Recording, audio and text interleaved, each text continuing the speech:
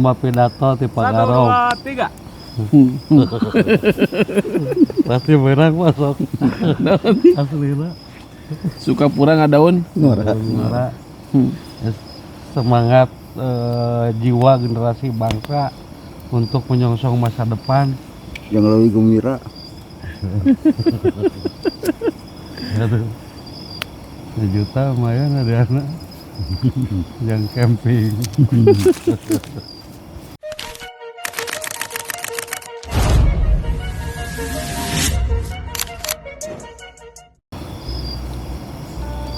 Silakan Kang Ibut, aya pesan-pesan. Nggak ada. Kang Sewu. Pangarong. Kang Sewu. Pidato. Aduh, malam ini teh naon teh? Naon tempat naon teh? Ngaranna naon? Wisata. Naon tadi teh? Asri gitu. Nah, ini nama kieu we. Sampalan. Ya, sampalan. Sampalan Oh, Sampalan Asri. Tempatnya di Kecamatan Berbeti Ciamis. Berbeti Ciamis. Acara Kurang ada orang. rapat bersama KSP. konsolidasi divisi KSP ya. KSP bidang KSP pengurus pusat Miftahul Huda. Ini bersama saya membersamai bendahara kan? Sekretaris pengurus koordinator wilayah 4 bersama Kang Ibut. Ya, Kali atuh lah ka dieu Kang Ibut. Lah ini ngobrol ka dieu. Aya picaritaeun. Jadi malam ini kita sekitar hampir jam 2 masih berada di tengah hutan menikmati suasana di Ciamis luar biasa. Jadi tiis ceuli herang panon Bangun tunduk. walaupun tunduh gitu. Nah ini Kang Ibut kemaya cek Kang Ibut ya pengolahannya secara ya ini Kang Ibut ini orang lingkungan, penikmat lingkungan dan pecinta lingkungan. Secara Ekologi kumaya Pak. bagus, lumayan bagus. Pariwisata ini sudah lebih maju daripada Tasik Kabupaten. Nah ini dari sisi tata lingkungan nih, apakah ada degradasi lingkungan atau tidak dengan konsep seperti ini? Saya rasa enggak ada, sedikit lah. Kita tinggal pengelolaan sampahnya aja lebih bagus lagi. Jadi secara ekologis ini tidak merusak ya, karena tidak ada yang dirubah, tidak ada yang diratakan, tetapi menyesuaikan dengan kontur tanah dan hutannya, tidak ada yang dirusak. Nah kebetulan dengan Kang Sayuma karena dari sisi agama, nah dengan adanya wisata, pandangan agama seperti apa nih? Ini bisa tapakur alam, kita bersatu dengan alam karena kita diciptakan dari tanah dan kita ada di atas tanah. Kalau bahasa infanteri Ya. di atas gunung yang tinggi tetap ada di bawah telapak kaki infanteri. Nah kan gini Kang, dari sisi itu ya, bahwa ini bagian dari mensyukuri nikmat Tuhan, tadabur, ada hubungannya. Tapi tidak sedikit orang berpandangan negatif pada saat misalkan dibangun tempat-tempat wisata karena image-nya negatif begitu. Nah pandangan Akang untuk mengcounter image itu seperti apa? Karena ada di beberapa daerah lebih mengedepankan seolah-olah langkah antisipatif, kekhawatiran terjadi hal-hal yang melanggar norma gitu. Ketika katakanlah ada tempat-tempat seperti ini, kan ada tempat hiburan dan ini seperti apa itu Kang? Ada momen tertentu ketika kita bersama-sama lihat lokasi yang ya tempat wisata gitu yang ada di beberapa daerah.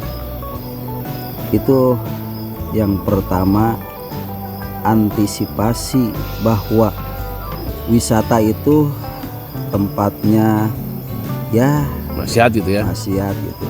Tapi di sisi lain ini kemanfaatannya luar biasa.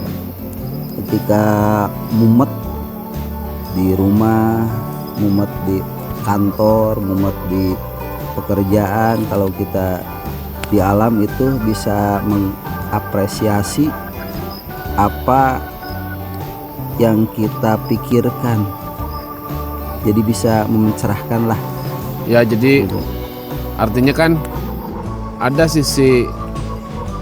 banyak sisi positif gitu ya dengan adanya wisata seperti ini. Optimalisasi pemanfaatan kekayaan alam. Nah, jadi berarti soal tadi image negatif itu sebenarnya tergantung kepada bagaimana manajemen pengelolaan. Iya, masing-masing. Jadi itu harus ada SOP. Kalau diawasi dengan baik, tentu akan menghadirkan hal-hal yang baik. Begitulah kira-kira ya. Ya. Wisata alam. Jadi wisata alam itu bukan berarti mengeksploitasi alam. Nah, seperti hal yang terjadi di mana ini teh? Tadi teh kampung non wisata non namina teh? Bukit Asri. Bukit Asri. Bukit Asri ini memadukan konsep konsep alami gitu. Jadi tata lingkungannya tetap dijaga, hutannya dijaga, tetapi nilai-nilai wisatanya juga dibangun. Orang bisa datang ke sini. Lalu pengelolaannya bahwa terkait image negatif ternyata nggak ada juga. Kalau soal orang melakukan maksiat dimanapun juga bisa kan begitu, bisa tidak terjadi. hanya di tempat-tempat wisata begitu. Iya. Jadi kesimpulannya mari kita sama-sama untuk menjaga alam dan lingkungan, tidak boleh dieksploitasi, akan tetapi dikelola dengan baik sehingga bisa berdaya guna secara ekologis dan berdaya guna secara ekonomis, kira-kira gitu ya. Iya. Jadi Ekonomis. Islam juga tidak melarang orang kaya, sebagaimana miskin juga bukan perintah begitu. Iya. Nah, salah satu untuk ikhtiar secara ekonomi pemanfaatan seperti ini luar biasa. Mudah-mudahan di kabupaten yang lain, di tempat yang lain juga hadir tempat-tempat wisata yang tidak mengeksploitasi alam, tapi justru menambah nilai secara ekonomis dan ekologis. Tadi saya ngobrol dengan pencinta alam, Kang Nurdin, sama-sama dewan juga tapi sering hiking. Nah, ini yang perlu dicari solusi itu kaitannya dia naik sampai 6 jam. Di salah satu gunung di situ view-nya bagus, orang banyak Bogor. Nah, menjadi masalah pengolahan sampahnya. Jadi semakin banyak terjamah itu gunung, banyak orang, maka sampahnya juga akan banyak. Nah, maksud saya kira-kira solusi apa? Satu sisi bahwa masyarakat atau para pendaki bolehlah datang karena memang harus dinikmati, tapi di sisi lain juga kalau kemudian menghadirkan persoalan sampah itu juga menjadi masalah. Nah, kira-kira apa sih sarannya Kang Ibut ya? Merubah mindset, Pak, merubah mindset si pendaki tersebut supaya tidak membuang sampahnya di atas gunung tersebut, terus dibawa lagi. Nah, ini kan kalau saya lihat kalau para pecinta alam itu ada komunitasnya, ada organisasinya, ada yang individu juga karena memang habit. Nah, selama ini di organisasi Kang Ibut gitu ya, ada nggak pelatihan-pelatihan khusus mengenai itu begitu? Kalau tentang hiking yang begitu pasti ada ya. Iya. Nah, yang spesifik tentang pengelolaan lingkungannya supaya tetap sustainable gitu kan? Kalau secara lingkungan kayaknya belum ada deh. Ya, pecinta alam juga kebanyakan dibahas materi olahraga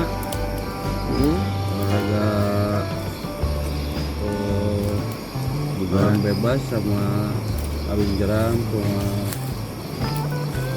panjat tinggi, paling macam kayak gitu survival mungkin ya. people ya. Jadi gimana anak-anak itu bisa Bertahan menghadapi dan bisa bertahan hidup di hutan belantara misalkan ya.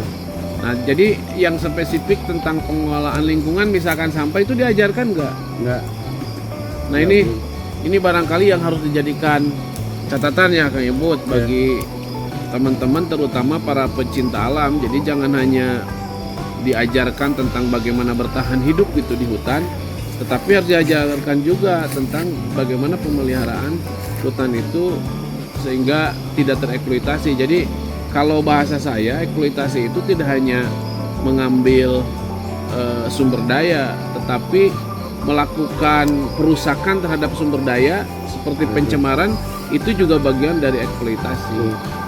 Nah ini nih Kang Ibut kan dari Mapala ya, punya organisasi.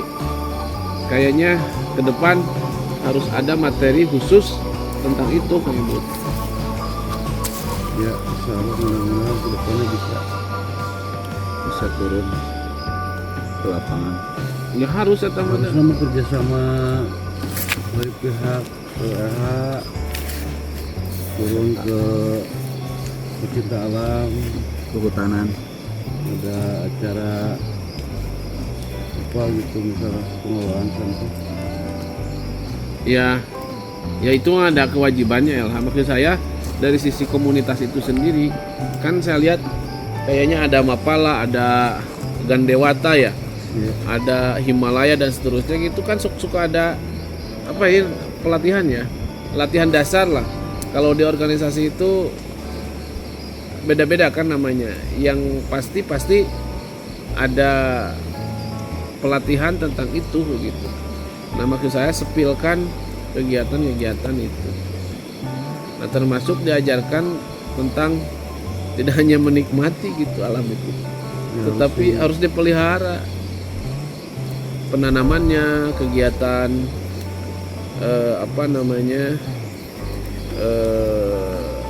ya kebersihannya, harapannya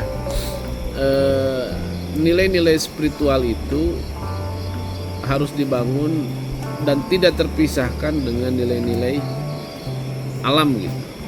Justru kan hadirnya para ajengan memberikan doktrin kayaknya masuk dari sana lebih efektif gitu. Nah barangkali selain diajar ilmu tauhid, diajar ilmu fikih gitu. Nah tentang alam yang spesifik suka diajarkan nggak gitu di madrasah diniyah, kemudian di majelis taklim. belum gue terserah sama kayaknya. Tapi dah berpacu ke hadis anadopatu minal iman, kebersihan sebagian dari iman. Sebelum lingkungan orang lain, lingkungan diri sendiri dulu. Jadi sebelum langkah lebih jauh, kesehatan diri, kesehatan lingkungan rumah sendiri, baru kita menginjak ke warga. Jadi kalau kita diri sendiri juga buang sampahnya ke tempat sampah, bukan di aur-aur, itu insya Allah di gunung juga sampah-sampah dibersihkan. Artinya ya kebiasaan. Nah, Kebiasaan. maksud saya hal ini kalau keajengannya saya kira paham dan mengerti tentang itu. Nah, yang saya pikir bahwa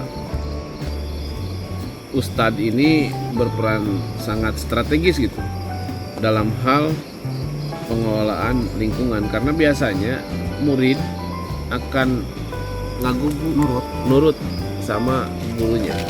Jamaah juga biasanya kalau datangnya dari sisi spiritualitas gitu, karena dianggap sebagai bagian dari keyakinan, biasanya lebih diturut.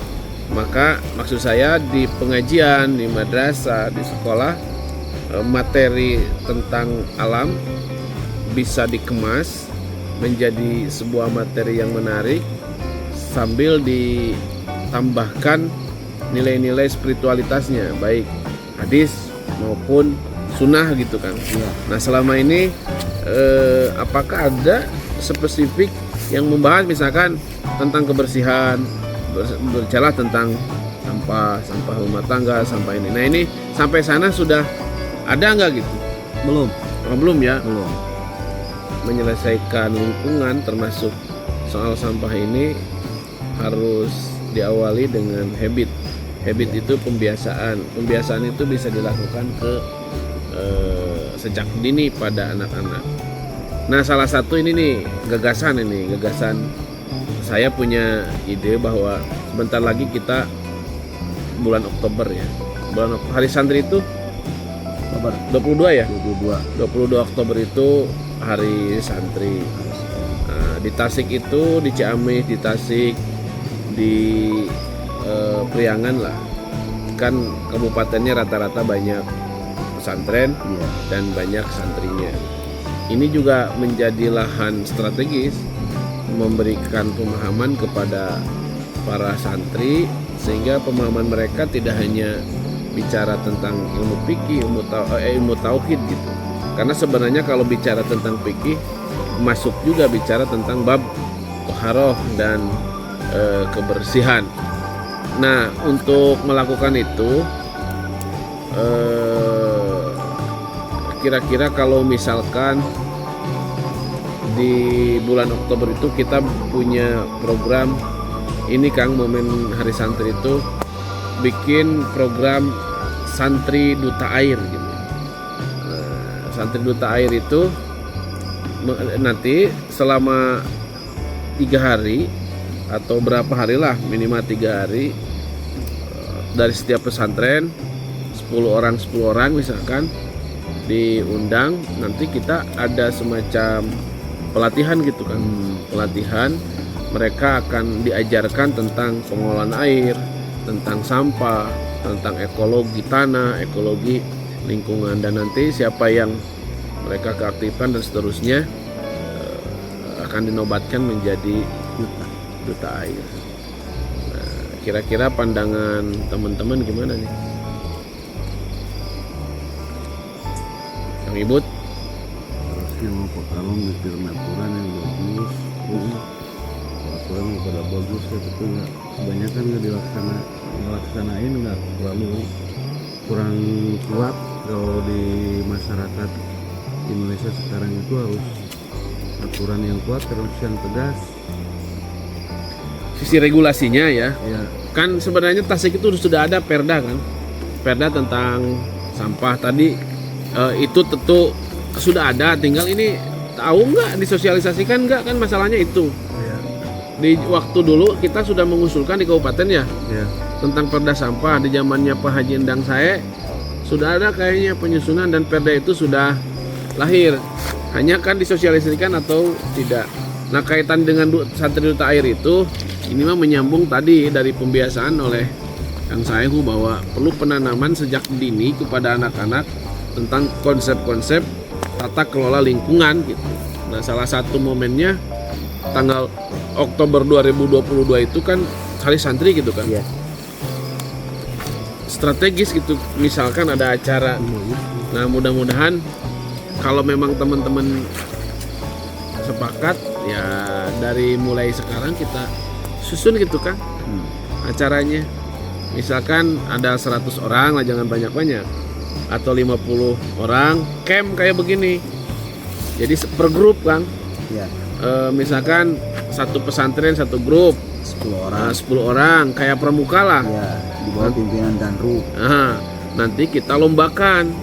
Jadi mereka dididik dulu, diajarkan, kita hadirkan hadirkan Guru spiritual. bukan hanya guru spiritual. Jadi ahli ekologi, ahli sampah, ahli lingkungan. Nah, terus bagaimana pengolahan air di pesantren, di masjid, sehingga mereka itu paham gitu. Dan nanti kita ada acara gitu kayak buat misalkan acara Bagus. penanaman, Ya, acara restocking ikan, untuk menumbuhkan kecintaan terhadap Lingkungan. air, sumber sumber-sumber mata air. Apakah itu akan di acaranya akan di mana, Pak? Apakah Ya, enggak, ini mah hanya gagasan dulu nih. Iya. Nah, Baru ini. untuk tempatnya bisa ya tentu kita di Kabupaten Tasik lah. Iya. Seiring kan dengan program Pak Cecep oge, Bupati ya, aya Tasik Hejo. Nah, salah satu implementasinya gitu kan. Ya. Kang Ibu tuh tinggal koordinasi nih dengan pesantren-pesantren. Bisa di Puncak Pelita, kalau tempatnya bisa Pasir Gowong yang aksesnya tentunya lebih mudah, airnya mudah, WC-nya ada, karena ini kan banyak orang terus bermalam, misalkan 2 malam atau 3 malam. Nah, nanti dari mereka itu akan ujian, Pak, di akhir. Ya. Nah, siapa yang menonjol dari mereka kita nobatkan menjadi santri duta air gitu. Kasih penghargaan sama kita. Nah, nanti berikutnya bagi para, misalkan ada pilot project begitu yang itu bisa ditawarkan ke pemerintah daerah atau provinsi tentang eko pesantren. Jadi pengelolaan pesantren secara terpadu. Siapa dulu pilot projectnya, misalkan juara 1, juara 2, juara 3. Jadi di samping dia dapat penghargaan secara personal, nah dapat penghargaan pembinaan bagi pesantren yang mengutus dan menjadi juara gitu kan. Sebagai pilot project, bagaimana sih pesantren yang ramah terhadap lingkungan, pengelolaan sampahnya, perlakuan terhadap air gitu kan harus diatur. Jadi jangan sembarang, jangan seenaknya wudhu main di tajong kan. Kan bisa diirit gitu kan. Kemudian sisa airnya dikemanakan kan bisa didaur ulang. Iya. Nah, maksud saya pola-pola itu kan perlu diedukasi. Setetes air itu sangat berarti bagi kita.